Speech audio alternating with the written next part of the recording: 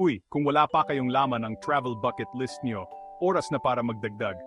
At ang unang pupuntahan? Siyempre, ang Osaka, Japan.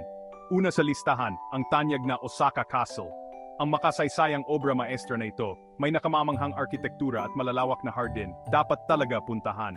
Susunod, maglakad-lakad tayo sa Dotonbori, ang masiglang lugar para sa pagkain at libangan. Kilala sa mga neon lights at masasarap na street food, siguradong ma-enjoy nyo ang lugar na ito.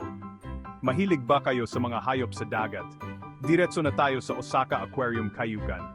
Isa ito sa pinakamalaking aquarium sa mundo, tahanan ng iba't ibang uri ng nilalang sa karagatan.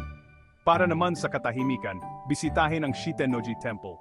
Bilang isa sa pinakamatandang templo sa Japan, nag-aalok ito ng payapang kanlungan mula sa magulong lungsod. At huwag palampasin ang Universal Studios Japan, kung saan nabubuhay ang mahika ng pelikula sa mga exciting na rides at atraksyon. Kaya